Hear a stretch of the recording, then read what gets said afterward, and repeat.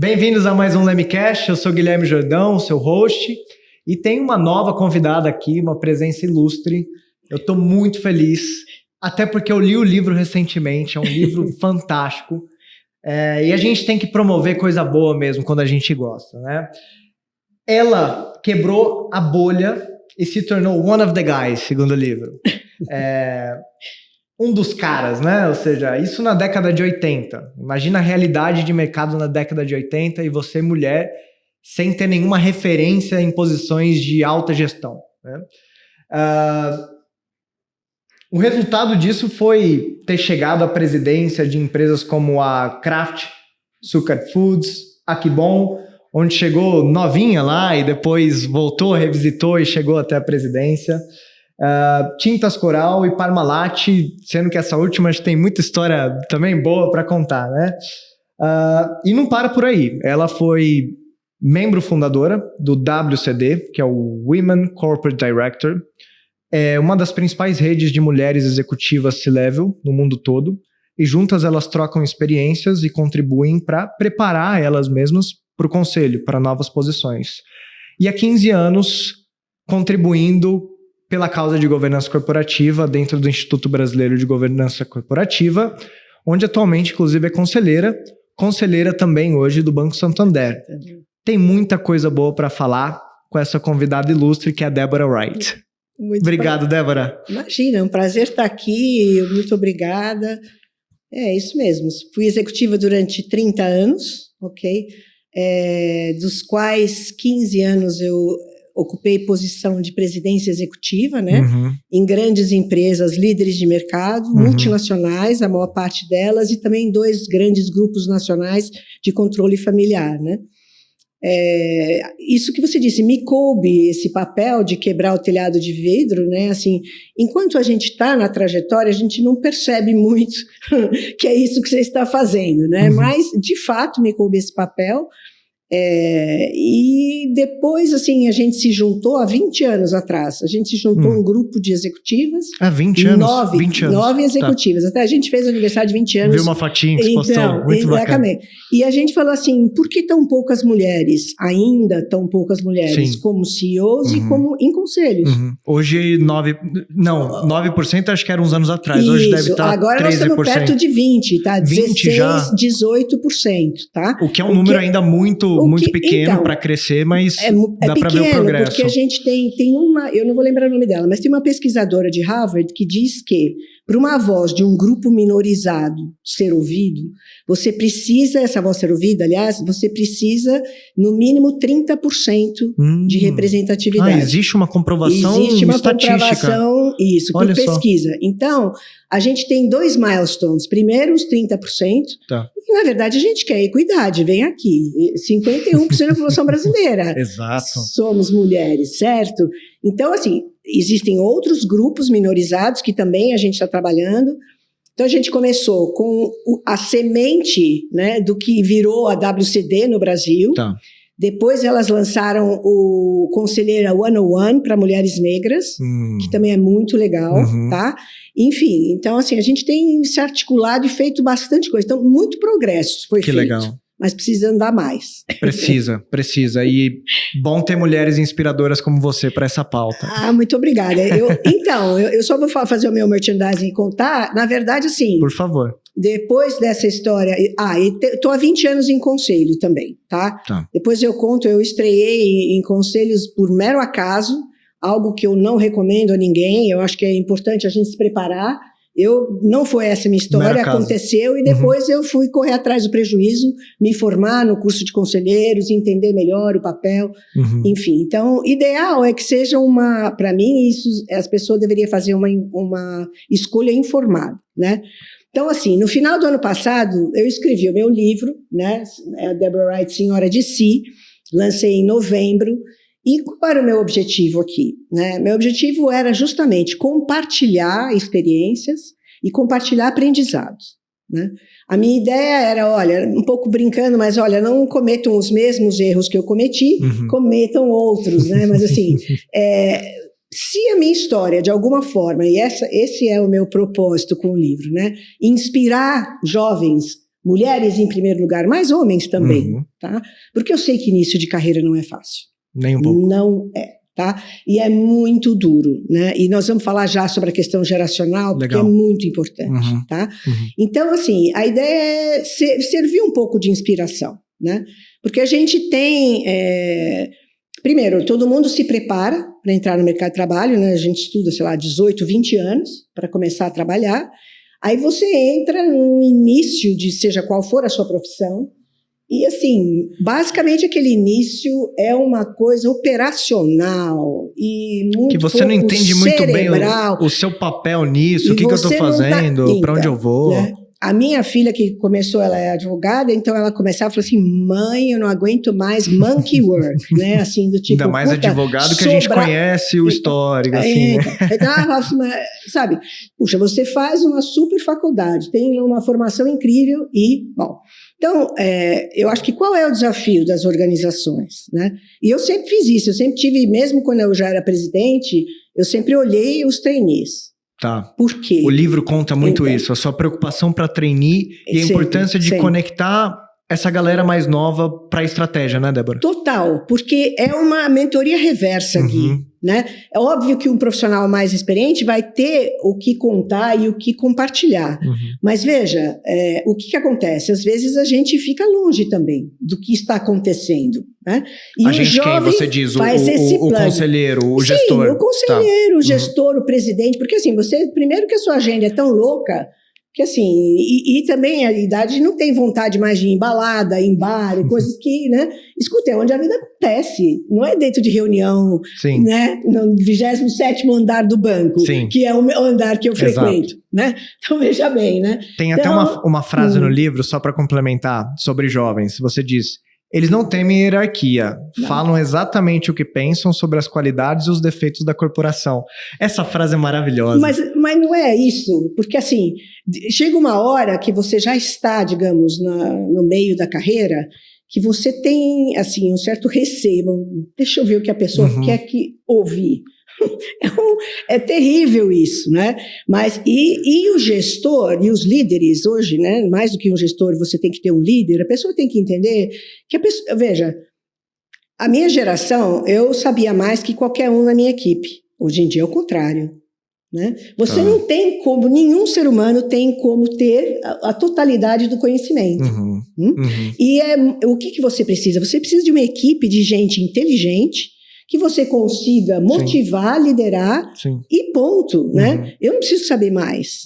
Ao contrário, o que eu preciso é ter, né? Eu tenho uma certa contribuição para o grupo, para o time, mas eu preciso que cada um contribua algo diferente. E proporcionar esse espaço, né? Talvez é muito mais o papel de conseguir proporcionar um lugar seguro para as pessoas conseguirem opinar verdadeiramente, então, né? Isso é verdade para o jovem. Vamos falar que também não deixa, não que seja uma diversidade, mas não deixa de ser diversidade etária. Tá? O velho também, porque veja, existe o etarismo. A partir dos 60 você é velho e né, é difícil encontrar uma posição. Então as duas coisas não são fáceis, né? Agora veja, você acha que com hoje 60 anos a pessoa vai embora e vai, sei lá o que, vestir o pijama? Não, né? Não existe mais isso. Até porque nós estamos falando de 100 anos. Tem aquele livro 100-Year Life, né? E olha, dos 60 aos são 40 anos, cara. Fica muito tempo de pijama, né? Então tem que fazer alguma coisa, né? E tem a capacidade de contribuir, né? Então, essa questão do espaço e para a diversidade, o que interessa? E interessa a inclusão. O que é inclusão, né? É você criar um espaço seguro onde todo mundo sinta que pertence. Eu pertenço. O pertencimento é tudo que a pessoa quer, né? E o bom líder cria isso, né? E veja, a gente não vai sempre concordar, Gui. Né? Mas isso é bom. Isso é bom. Desde que maneira, de forma educada e a gente respeite um outro, com certeza. Não há dúvida, porque senão eu vou ter a arrogância de achar que eu sempre tenho razão e que coisa mais chata. Né? Isso não existe, E talvez o jovem, a gente, colocando meia culpa, talvez no começo de carreira, a gente precisa aceitar um pouco esse tom. Mas uma vez que ele é acertado, né, Débora, acho que contribui bastante. E falando um pouco do livro, você falou de impactar os jovens, eu fui certamente uma pessoa impactada por esse livro absurdamente, assim. Eu não sou uma pessoa de leitura, confesso, tá? De leitura de livro. E não é difícil. Eu gosto muito de consumir leitura, né? podcast, por exemplo, eu consumo de outras formas. Tá. Eu debrucei esse livro, eu tava falando numa viagem, eu não dormi no voo inteiro lendo o livro. Impressionante. Tô de fato impactado, igual eu te mandei uma mensagem pro convite, assim, obrigado pelo tempo que você colocou, mesmo, de coração. Isso aqui é legado e é inspiração. Muito obrigada. Uma forma legal, o que eu achei fantástico, a forma como você divide o livro, você divide por fases de vida, né, Débora? Acho que tem 4 grandes fases ali. Isso. Até os 30. Isso. Depois dos 31 aos 45. Dos 45 em diante. E depois. Tem o e depois ainda. Depois. Falando de longevidade, né? Falando de longevidade, exatamente. Mas eu queria pegar essa primeira parte, até os 30. Até os 30. A formação de carreira, que é o que você diz, né? O subtítulo, se eu não me engano, é esse, né? O que representou para você até os 30? O que você considerou como prioritário de aprendizado até os 30 anos? Inclusive no contexto histórico que a gente está falando da década de 80, que é um momento ainda mais complexo para mulheres ali em cargo de executivo. Então, deixa eu dizer assim, nós falamos um pouco no aquecimento sobre mentoria, né? Não existia essa figura do mentor, nem coach, nada disso na década de 80. Era uma década mais empírica, em geral, né? A gente fazia por tentativa e erro. Era quase uma alquimia, né? Assim, se você dava certo, ninguém sabia muito bem por quê. Mas não, exagerando. Mas assim, era uma coisa muito mais empírica, tá? Mas assim, o jovem, o que ele precisa? Ele precisa de alguém para abrir as primeiras portas. Tá. Né? Alguém, uma inspiração, né? E assim, olha, vamos lá, né? Por quê? Porque você chega de uma universidade, né, com uma formação excepcional, a maior parte das pessoas que entram em programas de trainees em grandes empresas, mas você tem uma formação teórica muito boa, né? E o cara que está lá, ele está na prática, vivendo o dia a dia, né? Uma coisa mais difícil. Então, assim, como é que você liga as duas realidades? É isso. Eu, assim, no começo, eu encontrei pessoas que, se é que alguma coisa me desmotivava. É gente, né? Boa, mas evita. Assim, nossa, e eu tinha uma ilusão do que seria o meu papel. Eu acho que todo mundo, né? Você tem, né? Poxa, peraí, né? E, não, imagina, eu fiz administração, certo? E assim, ainda numa escola onde os cases começam. Você é presidente da empresa. O que você faz? Você não entra presidente em lugar nenhum, né? Veja bem. Mas assim, qualquer case você era o presidente da empresa, então na área de finanças está acontecendo isso, em marketing aquilo, blá, blá, blá. E você está pronto para ser chefe de orquestra. Quando, na verdade, você não sabe tocar nenhum instrumento ali ainda, né? Sim. Então, é complexo isso. Então, primeiro, assim, primeiro precisa de uma lição de humildade, que eu, de fato, tive vários mestres para olhar, né? Mas, por outro lado, eu vejo hoje, pega a digitalização, que na minha época não existia, tá? Não existia. Então, hoje, o que acontece? Quando vem a jovem geração, eles estão muito melhor preparados para qualquer coisa digital do que uma pessoa que está lá e não se atualizou. Né? Claro que as pessoas precisam sempre estar se atualizando, mas supondo. Então, assim, existe uma troca que dá para ser feita. E assim, eu garanto que qualquer jovem, eu vejo minha filha, ela faz qualquer coisa em metade do tempo que eu demoro para fazer a mesma coisa usando o mesmo instrumento. Claro, porque ela é nativa de internet. Perfeito. Né? Ela não é nativa de smartphone. Eu tenho uma neta que é. Essa, uau! Né? E a cada geração, a gente vê que a aceleração está vindo. Sim. Então, o que precisa aí, Gui? Realmente, isso, por exemplo, em conselhos, né? Vocês falaram provavelmente sobre isso.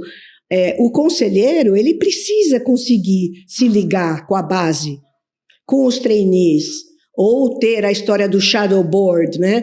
Ou falar com a gerência, a primeira gerência, a primeira linha da gerência. Porque normalmente o conselheiro olha, e ele vai olhar o quê? Os diretores, os vice-presidentes, ele pode olhar a gerência sênior, que também é um olhar importante. Mas a gente tem que, de fato, ter essa capacidade de se conectar com a ponta. Você sabe que a ponta é onde a vida acontece, por isso que eu digo isso, né? E você acha que os modelos de pensar estratégico ou as formas, né, os frames estratégicos hoje das empresas, aquela coisa ainda de 4 em 4 anos, revisão anual, isso ainda a gente vê muito em muitas empresas, né? Eu sei que a pandemia acelerou um pouco isso e um dos convidados, inclusive, falou, não, em vez de 4 anos, é 4 meses, né? Acredito. Mas você acha que é preciso ter uma reflexão sadia de como a gente pode melhorar esses processos decisórios? Eu acredito que sim, né? O pensar estratégico é papel do conselho, né? Que é aquela coisa que é o Steve Jobs que dizia unir os 3 pontos, né? Então, você unir os 3 pontos, então, assim, a pessoa que tem a capacidade de olhar à frente e antecipar tendências, né? E juntar essas tendências com como é que essa tendência vai impactar no meu negócio, isso é o pensar estratégico, tá? Outra coisa é o planejamento, né? Do pensar, olha, o que você vai definir num planejamento, num pensar estratégico? Eu digo assim, o norte, né? Qual a estrela guia? Tá ali, ó, né? Então eu vou nessa direção, vamos sair nessa direção, tá? E eu defino os guardrails, que digo, olha, a nossa atuação se dará dentro desses parâmetros. Perfeito. Para cá eu não posso e daqui eu não concordo, então assim, o que importa é isso. Dali entra o planejamento para depois entrar na fase da execução. Tá. Muito bem. Eu digo assim, o pensar e o planejamento, nós estamos no papel. São planos muito bem elaborados, muito bem pensados, tem 1000 modelos e etc. Ótimo. Agora, você começa na implementação, é justamente na execução que você encontra... Que você vai encontrando detalhes que não se viu, ou dificuldades que não se previu, ou até, de repente, oportunidades que surgem. Olha, puxa vida, isso aqui tá caindo no meu colo, por que eu não vou pegar e aproveitar, né? Então, hoje se fala muito, Gui, da tal pivotagem, né? A questão de você ser mais ágil nas decisões, eu acredito que isso tem tudo a ver com a tecnologia, né? Porque você sabe toda a coisa de design thinking, então vamos fazer um MVP, aí eu lanço uma inovação numa, sei lá, primeira versão. Eu lanço, eu testo, deu certo, continuo, se não eu retorno, dou uma lapidada, relanço, faço a segunda versão e assim vai. Legal, isso funciona muito bem para certas indústrias, né? Mas vamos pensar, pensa a indústria de óleo e gás. Eu nunca trabalhei numa indústria dessa ou uma outra indústria extrativista. Não vem inventar em pivotação, não, meu amigo. Não vai inventar MVP, né? Na hora que você está numa plataforma né, de petróleo, olha, cara, eu não tenho muita certeza, vamos tentar. E se não der certo, né? Então, assim, depende muito de que setor da economia a gente está falando. Seja como for, tudo acelerou. Perfeito. Tudo acelerou. Né? Agora, se a gente falar de sorvete de kiwi, por exemplo, talvez você pode pivotar, né? Pode, então... Me fala um pouco da época de Que Bom. E o livro conta isso de uma maneira... Eu me deliciava lendo, assim, rindo mesmo. As inovações que tinha. E você parece... Tem um apego muito forte por varejo. Sim, né? Tem. Como que foi essa fase? Como que eram criadas as novas invenções, os sorvetes de kiwi ali da época? Então, a gente teve assim, olha, a Que Bom, fiquei ao todo 15 anos na Que Bom. Então, foi muito importante para mim, início de carreira, fora a satisfação de você começa a trainee e se torna presidente. Claro muito que legal, eu tenho que confessar uma ponta de orgulho, né? Então, assim... Claro. O que eu tive como sorte, e foi por acaso também, às vezes o acaso a gente esquece, é uma grande estratégia, né? Então, assim, o marketing na época era quem coordenava toda e qualquer iniciativa de inovação. E a Que Bom, ela tinha uma característica, ela pertencia a uma multinacional chamada General Foods, que depois foi vendida para Philip Morris, a Kraft foi vendida, então juntou Kraft, General Foods, e assim, o Brasil... representava nada, zero, assim, juro, era 2, 3%. Para uma população gigante. E aí o que acontece? Por que eles compraram a Que Bom? Eles queriam um pé no Brasil por causa do café. O Brasil, naquela ocasião, na década de 70, 80, ainda era uma das principais empresas produtoras e exportadoras de café. E eles tinham uma marca Maxwell House Coffee, que é uma grande marca deles, que brigava com a Folgers, que é do Procter & Gamble. Então, essas duas grandes empresas brigando café. Então, eles compraram, vou comprar lá uma operação. Não tinha sorvete em lugar nenhum. Olha a sorte. Por quê? Porque multinacional hoje, gente, assim, vem o brand book, the strategy, tudo vem da, né, digamos, da matriz, né? E olha, você aplica. Bom, algumas coisas se aplicam, outras se tropicalizam e outras não. Que bom, a gente não tinha isso, não tinha brand book, não tinha especialista em sorvete, não tinha nada. O que é bom é ruim. O que era bom era ruim, né? Assim, o bom é vocês escrevam as suas próprias estratégias. E isso a gente fez. Para Débora jovem ali no começo de carreira, tudo imagina. De bom. Cara, tudo de bom. Então, depois eu trabalhei na Kraft Foods, né? E a gente tinha, vou pegar o exemplo, claro, que eu lancei chocolate Milka, lancei no Brasil, na época nós lançamos, a minha divisão lançou no Brasil, e era produzido à época ainda em Buenos Aires, né? Na Argentina, depois que construíram a fábrica em Curitiba e tal. Bom, comprou-se a Lacta, legal. Bom, e aí Milka, que era um produto, foi comprado da Jacob Suchar, era de 1800, ok, bom, você não sabe. Aí chegaram aqueles livros assim, ó, paf, todas as regras do mundo, até para quem gosta de comunicação, como fotografar a vaca, imagina, a vaca roxa, tem um livro, The Purple Cow, que assim, a gente olhava aquilo, vaca roxa, nós não temos Alpes. A vaca roxa está no meio da sala, né? A vaca roxa está no meio da sala, porque desculpa, nós não temos Alpes, não, é feito com o melhor leite das vacas que né, estão comendo a graminha dos Alpes. Você pensa, como é que eu tropicalizo isso daí numa... Como é que eu tropicalizo isso? Né? E os caras diziam, olha, você não pode mexer nisso. Então, assim, nós tivemos a liberdade toda na época de Que Bom. Isso foi, assim, não que eu percebesse na hora, mas eu fui depois entendendo como isso foi um privilégio. E o que é gostoso, eu tenho muitas pessoas com as quais eu trabalhei e convivi na época, e todos concordam, foram os melhores tempos. Que gostoso. Né? É bom olhar para trás e ver, legal. Deixar o legado, né?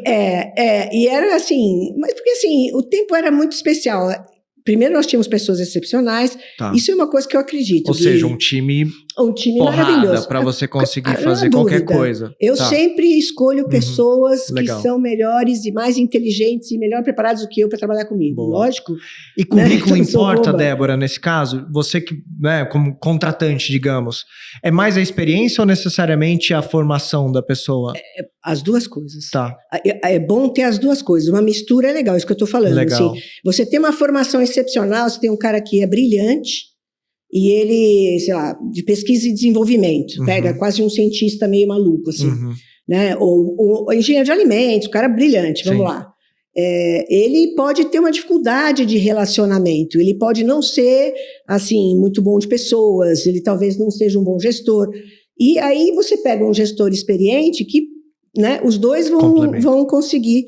A gente fazia muitos exercícios em grupos multifuncionais. Tudo que hoje a gente sabe que, olha, é assim, que faz inovação. Quando você vê a pessoa falando, porque é um conceito... o método Agile, Então, assim, é lógico, é muito legal que se colocou método, tá? Mas a gente fazia isso sem saber que tinha esses nomes bacanas, né, digamos assim.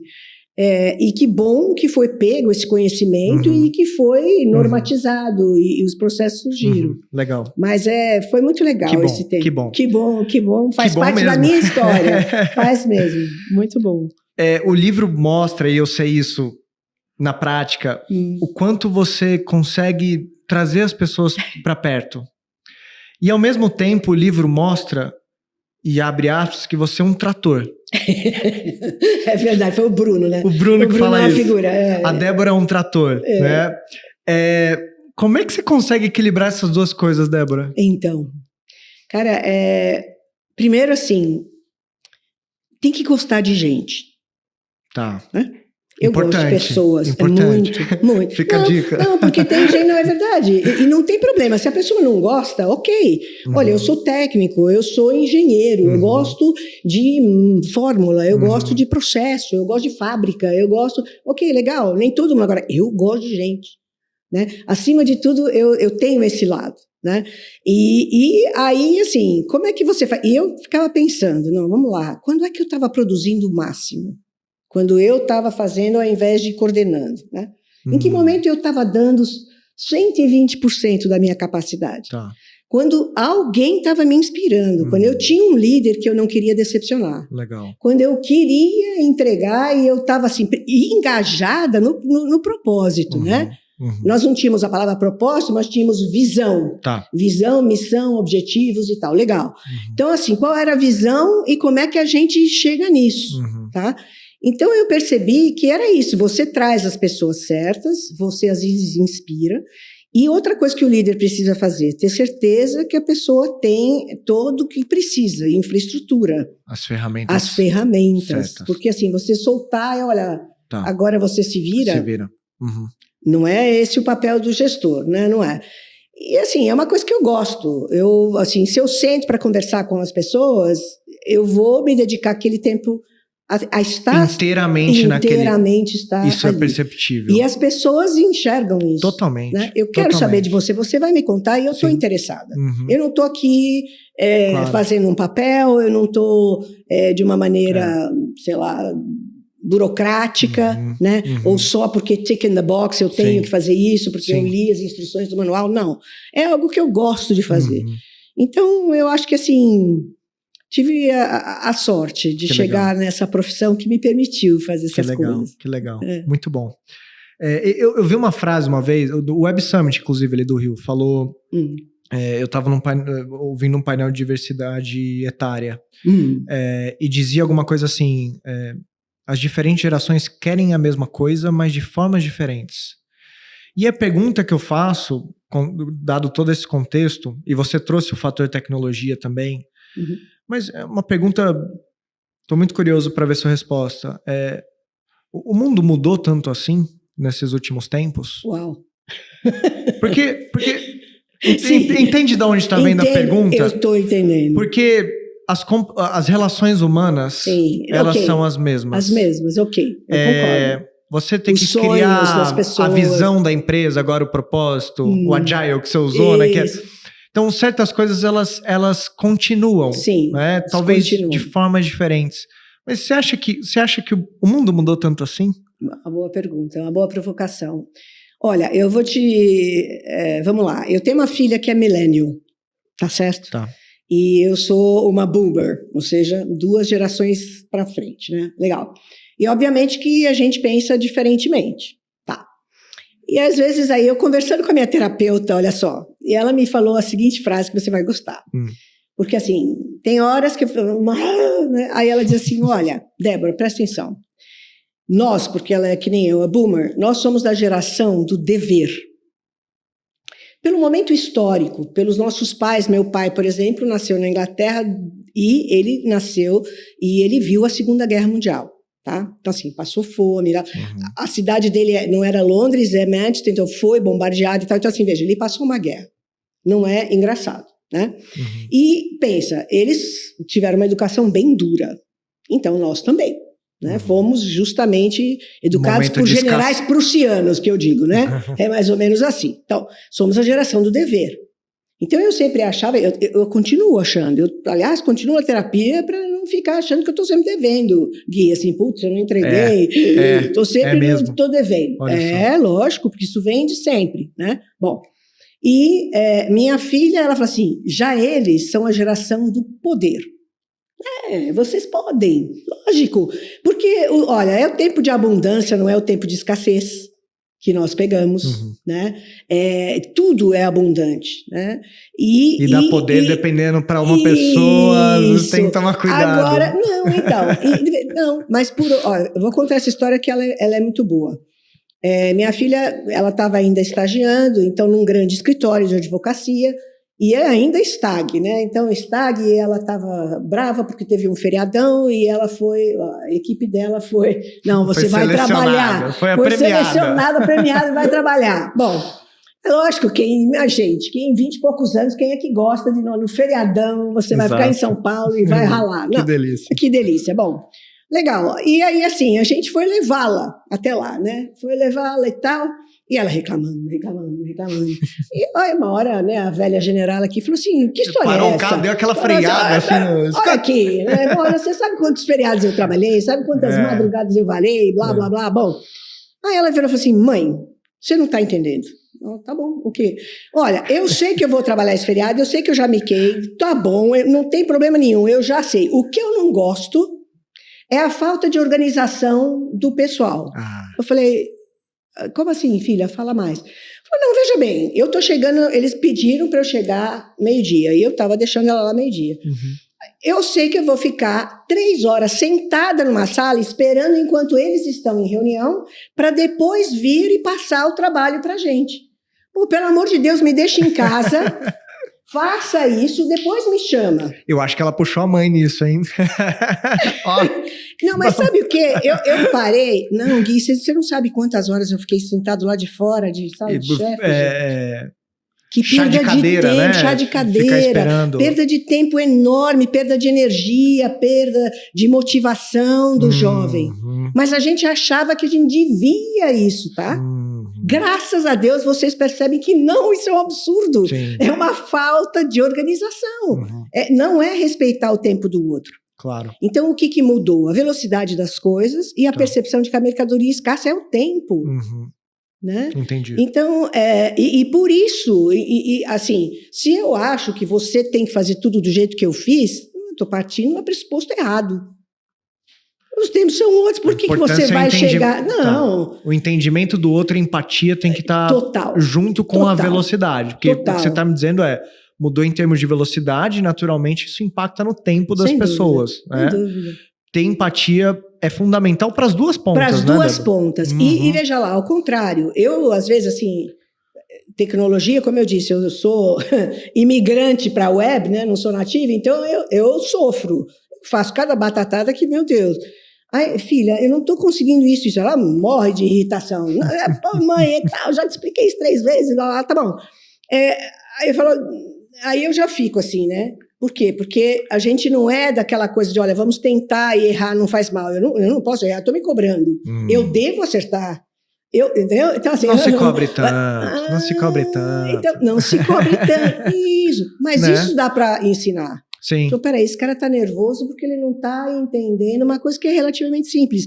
Eu consigo, né, ajudar e vamos ver o que ele pode trazer de diferente. Perfeito. Você acreditar que o outro sempre tem algo a contribuir, Gui, é muito importante. É poderoso. Assim. Uma vez que você entende isso, é power o negócio. Ouvir, né? Saber ouvir é uma coisa que... Total. Não é simples.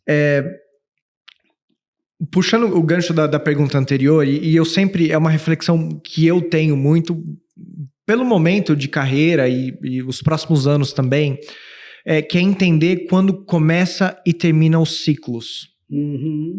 E uma coisa que o seu livro me despertou, das várias, mas Sim. Eu consegui me enxergar na Débora. Ótimo. Quando eu percebi que a Débora, naquela época, no início de carreira, também tinha ciclos que não necessariamente se alongavam. De jeito nenhum. Tinham alguns que eu vi ali, que, bem inclusive rápidos. de posição de presidência, que foram de 2, 3 anos, Sim, né? senhor. Que para um cargo de presidência, normalmente você imagina a pessoa ter Sim. uns ciclos mais longos e tudo mais. Eu fiquei surpreso positivamente com isso. Queria que você comentasse um pouco dessa questão dos encerramentos e inícios de ciclo. Quando perceber e quando que vem o toque, a gente tá na hora de talvez eu fazer um movimento? Olha, eu sempre tive pressa, tá, Gui? Assim, eu sou apressadinha, sou agitada, mas assim, em geral, você vai sentir. Então, 3 a 4 anos, eu acho que é um ciclo de um projeto, chamemos um projeto. Tá. Pode ser uma função, pode ser um cargo, pode ser uma empresa, Uhum. né? E aí, por quê? Você chega, você tem o primeiro ano para aprender e entender, né, todas as alavancas, o que acontece, como é, tarará. Tá. O segundo ano, para você entregar. construir em cima do que você aprendeu e conhece, eu vou entregar alguma coisa. Todo mundo tem que entregar alguma coisa. Lógico. Tem que ter entrega, Até porque gente. você teve um ano de preparo. Isso, teve um ano, agora eu vou entregar. Aí o segundo ano você entra firme na entrega, na execução de alguma coisa que você negociou com, enfim, a liderança, ou sei lá o que, entrega. E o terceiro, aí você começa a pensar, bom... Terceiro pro quarto, né? O terceiro pro quarto, Tá. às vezes pode ser um ano e meio, estou falando mais ou menos, né? Pode ser dois, depende. Depende se você está trabalhando em um lugar que tem ciclo longo, isso pode ser 6 anos. 2, tá? Tá. Assim, se é uma coisa de ciclo rápido, e o varejo tem ciclo bem rápido, por isso que eu gosto, né? Adrenalina na veia. Sim. Isso. Então, por isso as coisas para mim foram um pouco mais rápidas. Mas você vê no terceiro ano, o que você faz? Bom, como é que eu reorganizo a minha área? Quem é que eu estou trazendo para me suceder? Lembre-se, se você não tem um sucessor, como é que você vai embora? Perfeito. Né? Se você se torna indispensável para o seu chefe, o cara deixa ele aí.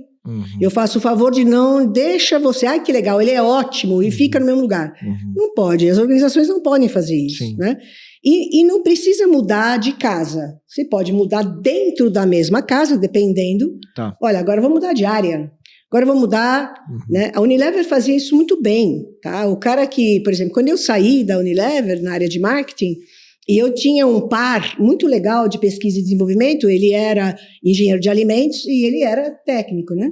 Eu saí e chamaram ele para vir ser gerente de marketing, imagina. E o cara era engenheiro de alimentos lá, né, da Unicamp, um cara inteligentíssimo, super bacana. Depois a gente até se encontrou, fomos trabalhar juntos em outro lugar, mas assim, em princípio, hoje a pessoa dizia, não, mas como você vai pegar uma pessoa para marketing, uma pessoa que veio do laboratório, né? Qual o problema? Nós estamos buscando talento, né? E deu certo. Super certo. E a gente já estava trabalhando junto muito bem, né? Então, fazia sentido. Quando eu estava para sair, o meu chefe falou assim, o que você acha de eu trazer o Renato para te substituir? Eu falei, acho sensacional. Legal.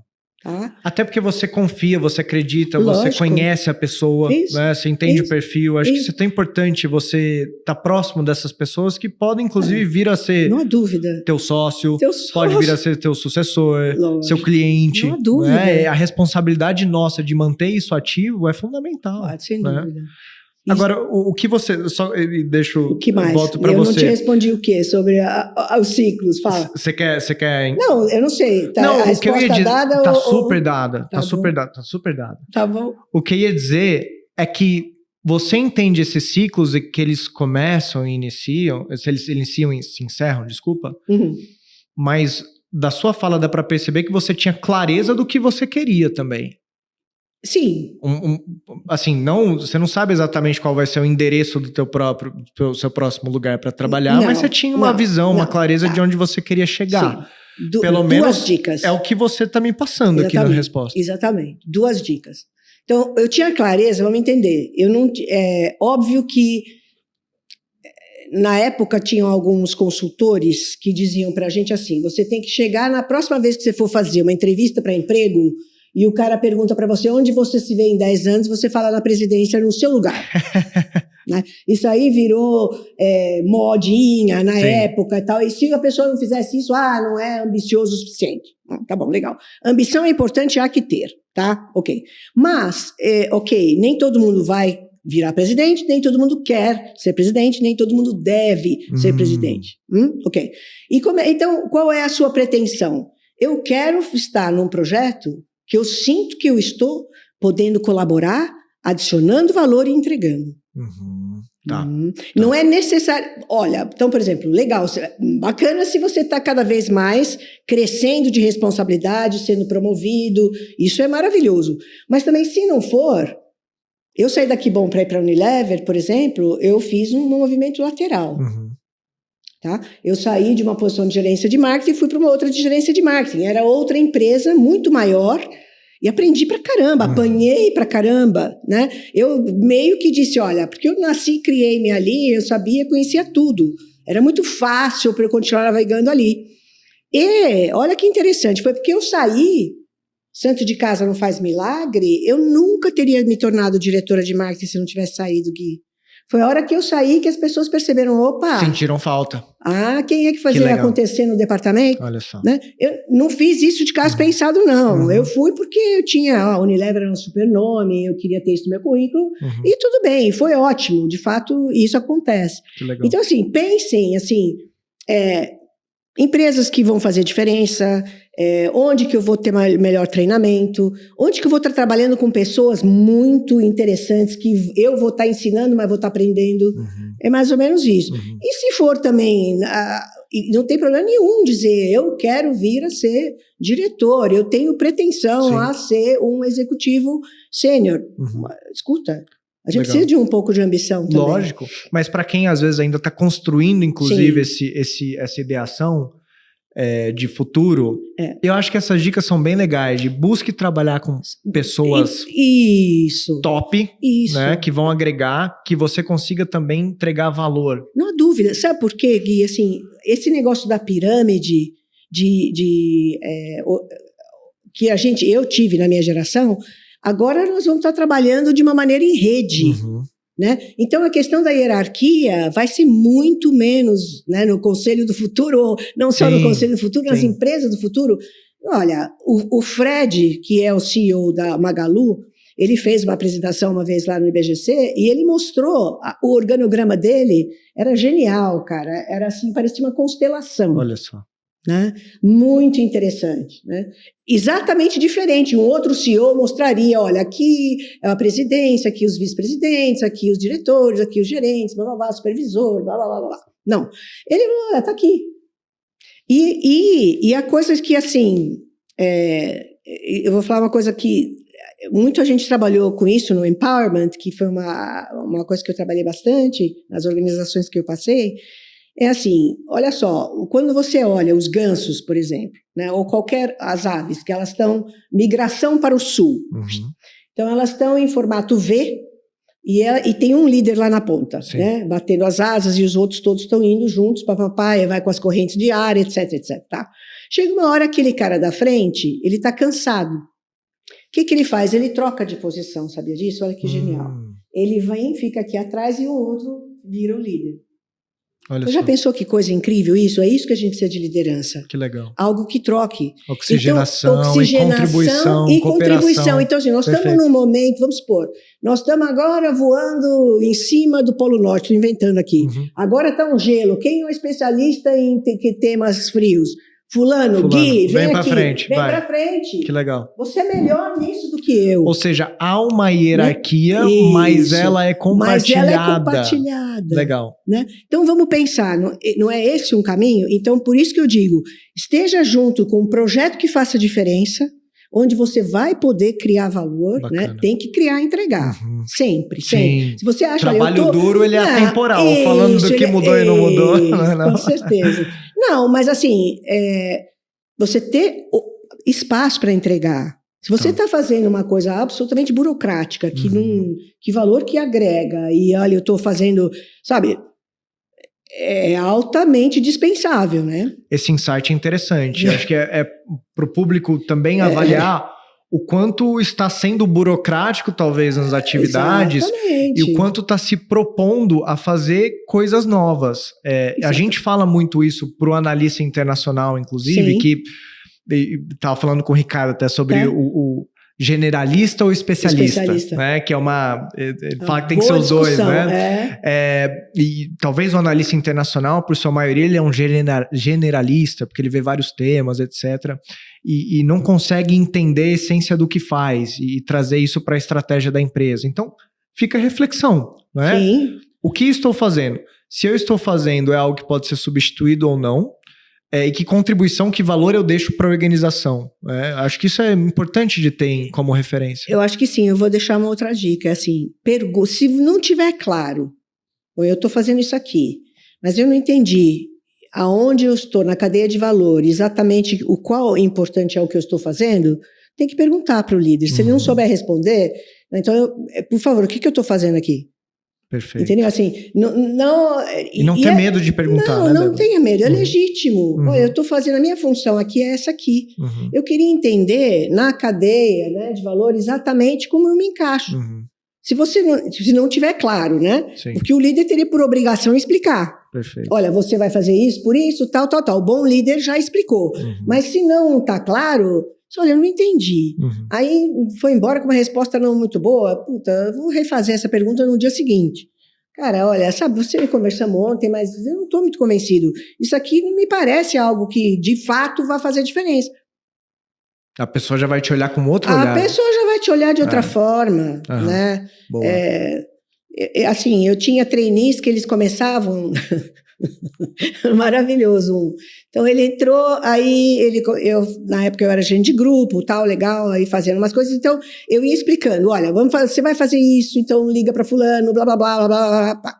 Aí passou um tempo, ele falou assim, eu vejo que você está muito ocupada, e que você perde algum tempo me explicando como fazer as coisas que você me pede. É verdade. Então, posso te sugerir uma coisa? Sim. Você me pede o que você quer, não me diz como eu vou conseguir. Olha só. Falei, e assim, eu vou fazer. Se eu não conseguir, eu volto e te pergunto. Combinado? Nossa, 3 beijos para você. Ou seja, ele já estava se sentindo seguro, falando, puta, não, ela fica me explicando a ponta da piscineta, que é óbvio, né? Tá. E eu não tinha percebido que ele já tinha crescido. Então ele me deu um toque, falei, olha, poxa, obrigada. E a gente começou a se relacionar de outra maneira, foi ótimo. Que legal. Tem N casos. Transparência na comunicação é fundamental. Lógico. Mais 2 coisinhas que eu queria falar do livro. Sim. E o tempo tá passando tão rápido, a conversa com a Débora é uma coisa... Gente, o trabalho do host com a Débora, assim, é tranquilo, entendeu? O negócio flui que é uma delícia. Tá muito gostoso o papo, Débora. Muito obrigada. Você fala sobre negociação no livro, que você gostaria de ter aprendido negociação talvez antes, né? Nessas várias movimentações, imagino que ter que ir lá e falar com o italianão, né? Aquele vai e volta. Eu queria falar um pouco de negociação, esse é um dos 2 tópicos para finalizar sobre o livro. Super importante. Eu acho que todo mundo deveria passar por um curso de negociação antes, porque assim, eu sou péssima. Até hoje não é a minha força, né? Eu não estou dizendo que isso seria a minha força, porque claramente eu não aprendi também porque não tive interesse em aprender, né? Vamos lá. Mas assim, eu seria menos naive mesmo, né? Assim, porque eu deixei muito dinheiro em cima da mesa, Gui. Mas muito dinheiro em cima da mesa. Putz, o livro mostra, ai, que vontade tem hora que a gente chora junto com a Débora, né? Burra, idiota, sou imbecil. Então, assim, se eu soubesse, sabe aquela coisa? Sim, então, sim. Eu vejo em banco agora, né, que eu estou num conselho de um mercado financeiro. Sim. Meu amigo, eles estão operando das 8 da manhã às 10 da noite. Lá. Ele já começa a falar com você já está olhando o olhinho dele. Tá me operando, né?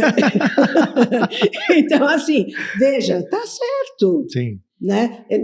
Isso aqui é brincadeira, é evidente que não é para todo mundo ser assim o tempo todo, e nem eles são, de verdade não são, mas assim, é importante você saber extrair o máximo de valor, porque veja, na hora de fechar, vamos lá, nós vamos fechar os seus objetivos, eu sou gestora, você trabalha comigo, eu vou te puxar. Só puxa a barra. Exato. Gui, eu quero isso, e você está aceitando todos aqueles desafios, Uau, então, e o outro lado também tem que vir, né? Sim. Eu sei que tem sutilezas, eu sei que não é simples, a gente tem que sempre achar na hora certa, no momento certo. Sim. Mas a gente sente. Eu tive muitas alavancas que eu simplesmente deixei passar. Não recomendo isso para ninguém. Mas já foram tantas alavancas tão legais de ver, de ler, que não, tem coisas que a gente fica, que a gente não consegue, fica, né? Gente, te compõe de todo modo, né? Com certeza. E depois, assim, a gente vai ganhar algumas e vai perder muitas. Também entender isso, né? Não adianta. Por falar em perder, não foi uma perda, mas pelo contrário, acho que te trouxe muito aprendizado. Mas o caso Parmalat, você disse, se eu não me engano, que foi um período, aspas, indigesto. Acho que foi isso, se eu não me engano. Por que foi indigesto e como que isso te contribuiu para a sua formação enquanto pessoa, enquanto executiva? Então, vamos lá. Olha que eu fiz um coaching sobre esse processo, tá? Então, a Vicky Bloch, que você conhece, a Vicky, claro. A gente trabalhou bem esse ponto. A Vicky me fez ver que o meu vetor de saída ICI Paints, né, que era tintas coral, estava muito alto. O que significa isso? Eu saí pela primeira vez do mercado de alimentos e varejo para o mercado da indústria química, que era bem mais lenta. Então, assim, em média, o brasileiro pinta a casa uma vez a 4 anos. Então, você faz e nada muda. Né? Então, aquela coisa assim. E eu gosto de adrenalina, né? Então, o varejo, dia. Vamos lançar, e vamos mudar, e promoção, e papapá, e aquilo, você faz, e nada muda, né? Tá bom. Aí, então, eu tinha esse fator. Então, atenção, quando você não está feliz onde você está, é onde você ouve o cantar da sereia. Então, ali a Parmalat me pareceu, de repente, uma oportunidade extraordinária. E, de fato, teve muita coisa positiva, mas se eu tivesse não estado tão infeliz onde eu estava, não infeliz, a empresa era o máximo.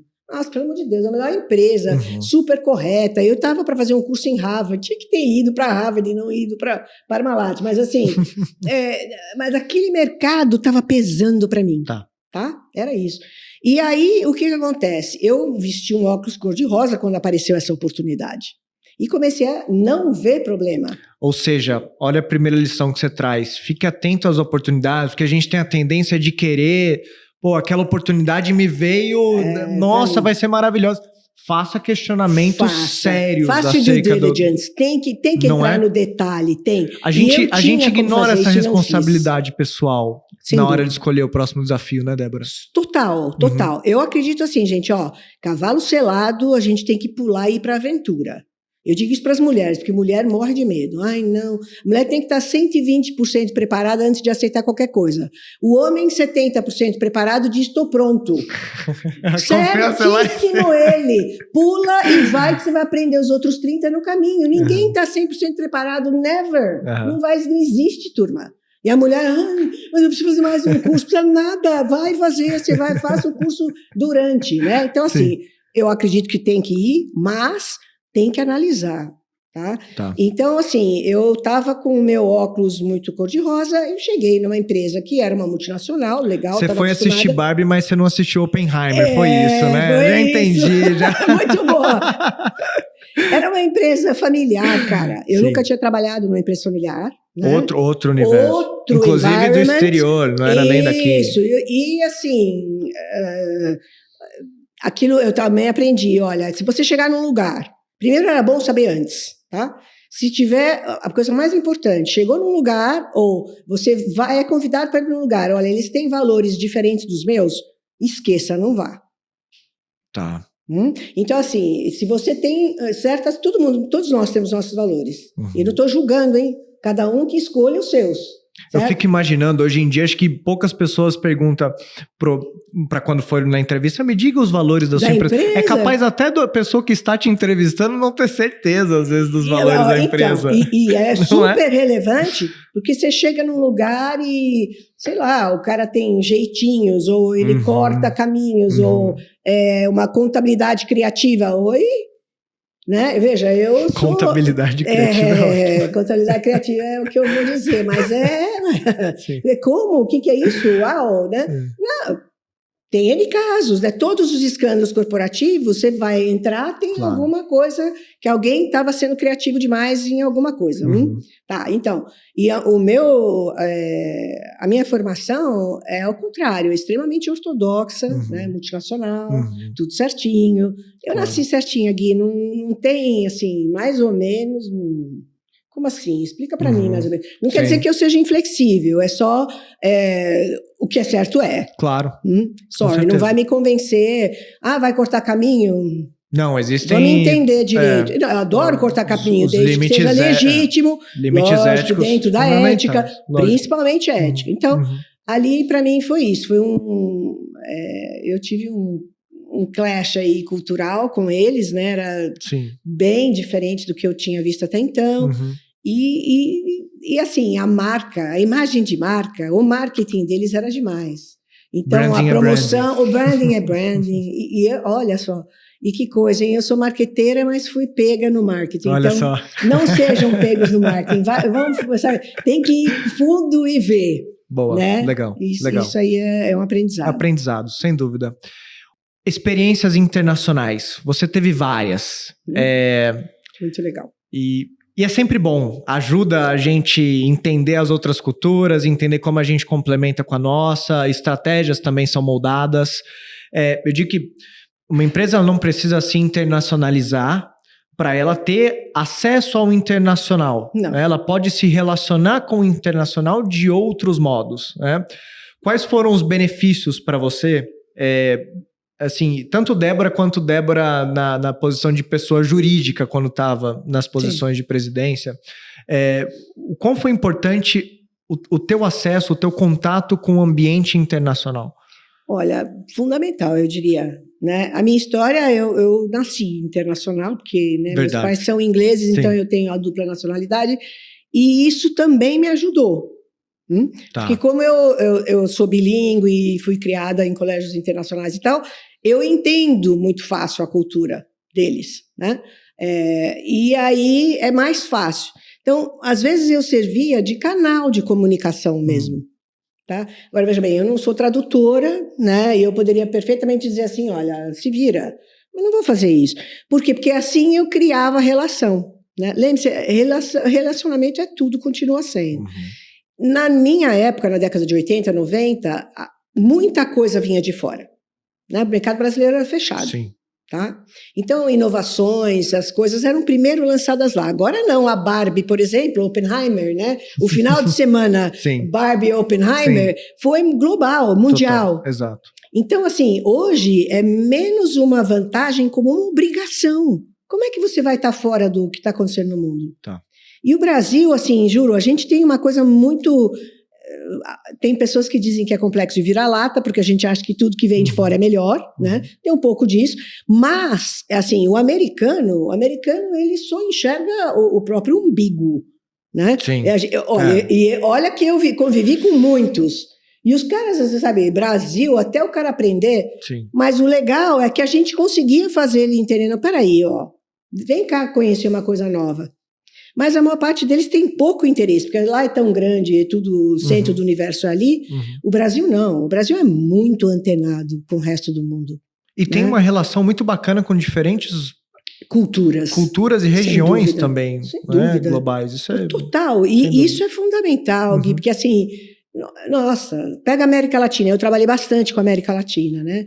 O Brasil é absolutamente único e diferente de todos. Sim. E de longe nós somos os mais ousados e mais vanguardistas. Tá? Porque assim, os outros, primeiro só nós falamos português e temos uma série de coisas em termos de sociedade que somos muito mais abertos. Os outros, eles são muito mais conservadores. Nas relações internacionais, a gente diria que o Brasil é o hegemona regional. Sim, hegemona regional mesmo. E assim, assusta, viu, os outros. Eu me lembro, veja, até uma coisa, eu que sou feminista e a história do empowerment e toda a questão feminina, né, do trabalhar a diversidade, mas os filmes da Que Bom, assim, era o filme de verão, mostrava gente em piscina, em praia, muita água, muita fruta, né, e muita menina de biquíni. Tá legal. E os biquínis brasileiros são uma coisa bem brasileira, né? O biquíni do resto da América Latina é diferente. Sim. Então, cada vez que eu ia em marketing, né, porque eu era diretora de marketing, nós íamos na convenção, então eu ia mostrar o rolo dos filmes, meu Deus do céu, aquilo criava, tipo, o que é isso? E é uma coisa, né, que às vezes a gente não entende. Não entende, até reconhecer a diferença da outra cultural. Cultura. E aquilo me chamou a atenção. Aí eu comecei a falar, pera um pouquinho, esses caras têm razão. Eu comecei a dizer, não, chega, nós não vamos ter mais tanta mulher pelada, não é pelada, mas assim, com biquínis muito, né? Sim. É normal, você vai em praia, você vê. Ninguém estava mostrando nada do que não se tem em praia normalmente. Mas eu percebi que aquilo, peraí, gente, por que vocês estão fazendo isso? Porque se você vai na praia no verão, no Brasil, é assim. Então, eles não entendem. Né? Já entende aquilo como uma coisa... Entender a cultura do mercado que você quer acessar é fundamental. É fundamental. E você entender, peraí, assim, e questionar a sua cultura também. Sim, né? por que não? Para quê? Lembra, cerveja era a mesma coisa. todas foram comercial de cerveja, tinha que ter As uma loira bonita ou cerveja. uma morena, ou sei lá o quê. Gente, pra quem? Né? Então, eles né, primeiro eu expliquei que não, olha, vocês não estão entendendo, é culturalmente diferente, mas depois eu pensei, peraí, né? Ou seja, feedback para mim.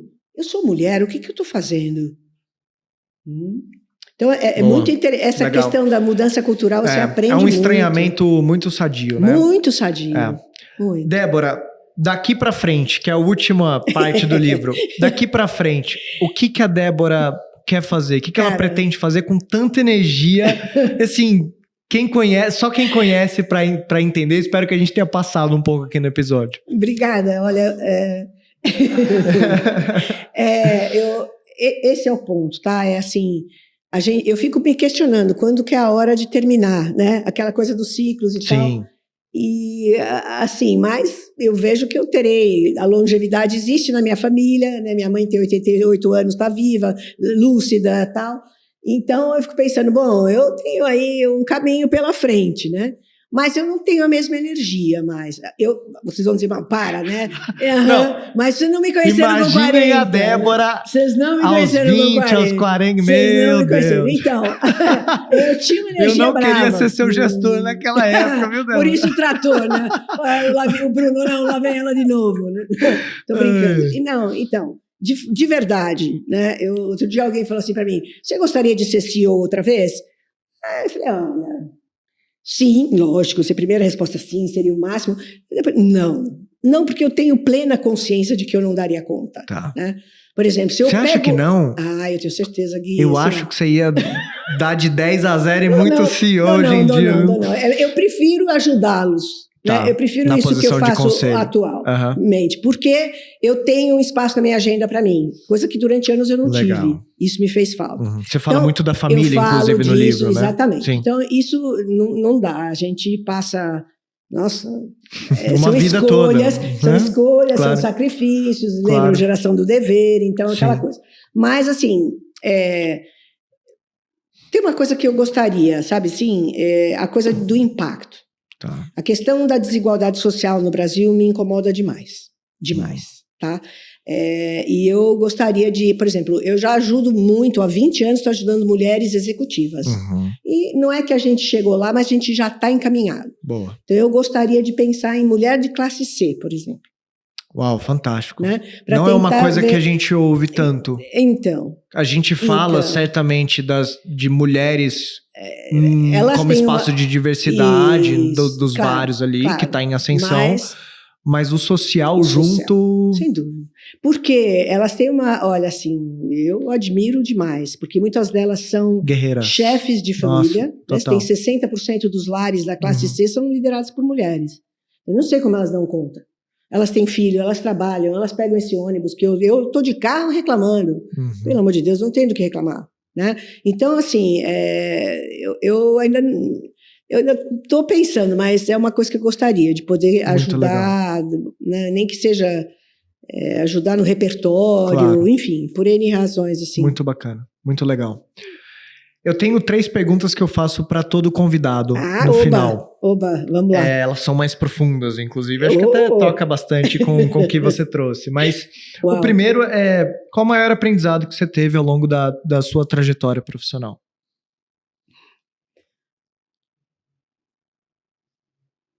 Que é muito rápido. Vocês precisam aproveitar cada momento. Olha, vocês estão, assim, começando... Eu trocaria de lugar com vocês, assim, 2 palitos. É mesmo. É muito rápido. Você vai lembrar de mim. Quando chegar, você fala, nossa, ela falou isso e é mesmo. Você não percebe. Você pisca e passou. Né?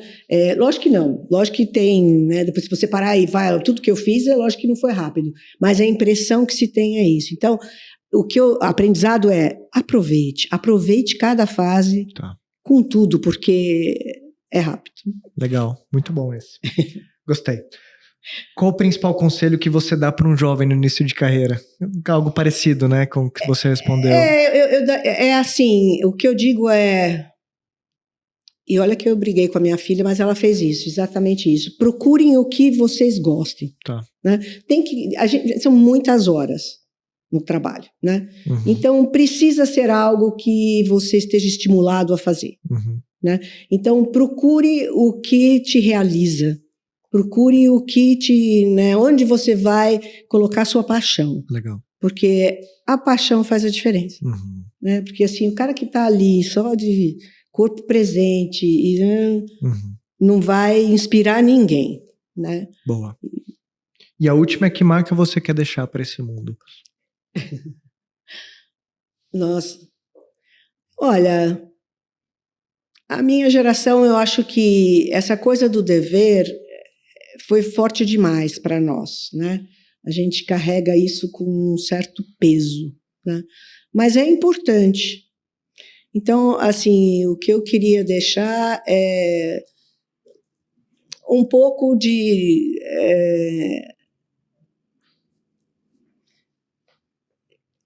as coisas não são todas tão... qual é a palavra, assim, que passa muito rapidamente? As coisas não são tão sem importância. Quando você me fez a pergunta no início, mas o ser humano não é o mesmo, os valores não são os mesmos, Sim. Não estamos todos buscando a mesma coisa? Sim. Sim. No fundo, a resposta à sua pergunta filosoficamente seria sim. Todos nós continuamos com os mesmos impulsos e os mesmos desejos e as mesmas paixões e as mesmas necessidades. Muda a forma que a gente preenche, né? E a gente tem um monte de coisas que não são necessárias. Então, eu gostaria de deixar, assim, que as pessoas trabalhassem e fizessem coisas. Eu espero que eu tenha feito isso para fazer uma diferença na vida das pessoas com as quais eu convivi. Legal. Então, eu acho que foi por isso que eu fiz o livro. Sem dúvida. Para quem não conviveu comigo, de repente, poder ter algum insight. Não vai acontecer igual para ninguém, mas... peraí, isso aí eu acho... Que nem você se viu na Débora, legal. Cada vez que alguém me diz isso, eu fico muito feliz. Porque, olha, objetivo cumprido. Né? Eu tenho percebido um padrão nessas respostas. E acho que, no fim, as pessoas querem todas contribuir para o próximo. Deixar legado e uma contribuição positiva. É legal perceber isso com pessoas muito bem-sucedidas, com uma trajetória legal. É bacana, acho que isso fica um insight muito positivo para quem está assistindo. Sim, muito obrigada. E boa sorte e sucesso para todos. Obrigado, Débora. Onde a gente encontra o seu livro? A Amazon, é mais fácil. A Amazon tem na Livraria da Vila, tem na Martins Fontes, tal. Mas legal. A Amazon é fácil entrega. Tem para quem usa Kindle, também tem a versão digital. Boa. Não é nenhuma fortuna e, enfim, o que é legal é que você pode ir pulando, né? E as fases, a leitura, elas são bem... Eu não tenho mérito nisso. Quem elaborou foi uma pessoa bem experiente também. Com indicação de vinhos, inclusive. Pois é. Muito tem indicação bom. de vinho. Enóloga diletante. Muito legal. Mas para quem também quer ser senhor de si ou senhora de si, fica a indicação. Eu li, legal. Assim, horas, adorei, foi muito bom. É uma leitura gostosa. Muito gostoso, Débora. E ainda mais te conhecendo, espero ter passado um pouco também disso pra audiência final. Obrigado de coração. Adorei o papo mesmo. Você. Isso é uma inspiração para mim. Desde o primeiro dia que eu te conheci, eu tô muito feliz de ter tido esse espaço. Você vai me emocionar, Eu também vou ficar aqui emocionado. Então vamos terminar. Você tem alguma mensagem final que você queira deixar pro pessoal? Olha, assim, eu acho que é isso. É o momento de vocês, jovens, tá? O mundo, assim, sempre vai ter aquela conversa de que na minha época era melhor. Era nada. O melhor momento é o presente, é o que vocês estão vivendo. E eu acho que é isso, tá? Aproveitem, sejam felizes, busquem aquilo que traz a felicidade e a paixão e vocês terão sucesso com certeza. Bom demais. Legal. Débora, obrigado. Imagina, mesmo. Obrigada a você. Obrigado a você que ficou até o final de mais um episódio do Lemcast. Fique ligado, porque inclusive a Débora deixou alguns exemplares para a gente sortear, então em breve a gente vai sortear também. Obrigado pela generosidade. Imagina. E a gente se vê na próxima. Obrigado.